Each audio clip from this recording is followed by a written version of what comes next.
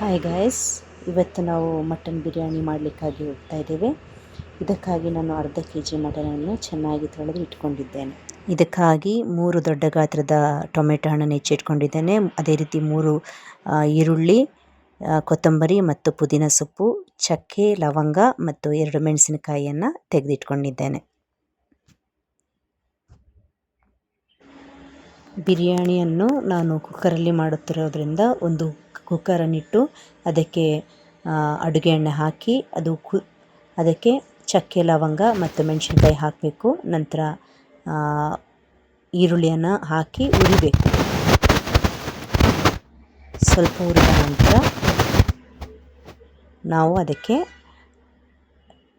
ಶುಂಠಿ ಬೆಳ್ಳುಳ್ಳಿ ಪೇಸ್ಟನ್ನು ಹಾಕಿ ಅದರ ಹಸಿ ವಾಸನೆ ಹೋಗುವ ತನಕ ನಾವು ಅದನ್ನು ಕೈಯಾಡಿಸಬೇಕು. ನಂತರ ಅದಕ್ಕೆ ಕೊತ್ತಂಬರಿ, ಪುದೀನವನ್ನು ಹಾಕಿ ಅದನ್ನು ಕೂಡ ಚೆನ್ನಾಗಿ ಆಡಿಸಿ ಅದರ ಒಂದು ಹಸಿ ವಾಸನೆ ಹೋಗುವ ತನಕ ನಾವು ಆಡಿಸಬೇಕು. ನಂತರ ಅದಕ್ಕೆ ಅರಿಶಿನ ಪುಡಿ, 1 ಸ್ಪೂನು ಧನಿಯಾ ಪುಡಿ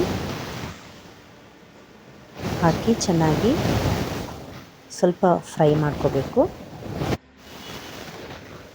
ಅದಕ್ಕೆ ನಮಗೆ ಅವಶ್ಯಕತೆಗೆ ತಕ್ಕ ಹಾಗೆ ಮೆಣಸಿನ ಪುಡಿಯನ್ನು ನಾವು ಹಾಕಿ ಅದನ್ನು ಕೂಡ ಚೆನ್ನಾಗಿ ಫ್ರೈ ಮಾಡಿದ್ದಕ್ಕೆ ನಾವು ಟೊಮೆಟೊ ಹಣ್ಣನ್ನು ಹಾಕಬೇಕು.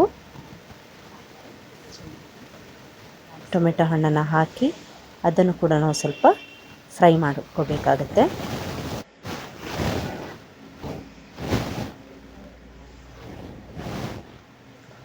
ಫ್ರೈ ಆದ ನಂತರ ತೊಳೆದಿಟ್ಟಂತಹ ಮಟನನ್ನು ಮಸಾಲೆಗೆ ಹಾಕಿ ಸ್ವಲ್ಪ ಆಡಿಸಿ ಸ್ವಲ್ಪ ಬೇಯೋತ್ಲಿಕ್ಕೆ ಅಂದರೆ ಮಸಾಲೆ ಹಿಡಿಲಿಕ್ಕೆ ನಾವು ಬಿಡಬೇಕು.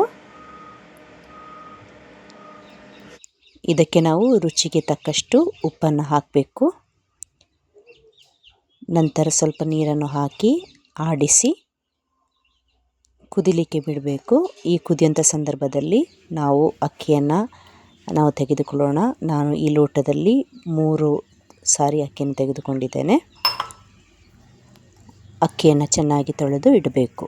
ನಂತರ ಈ ಕುದಿದಂಥ ನಮ್ಮ ಮಟನ್ ಮತ್ತು ಮಸಾಲೆಗೆ ಬೇಕಾದಂತಹ ಮೊಸರನ್ನು ನಾನು ಉಪಯೋಗಿಸ್ತಾ ಇದ್ದೇನೆ.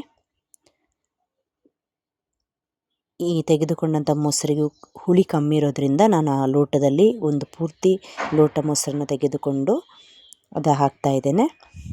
ನಂತರ ಸ್ವಲ್ಪ ಕುದಿಲಿಕ್ಕೆ ಬಿಟ್ಟು ಆ ಕುದಿದಂತಹ ನೀರಿಗೆ ಅಕ್ಕಿಯನ್ನು ಹಾಕಿ ನಾವು ಕುಕ್ಕರಿನ ಲಿಡ್ಡನ್ನು ಮುಚ್ಚೋಣ.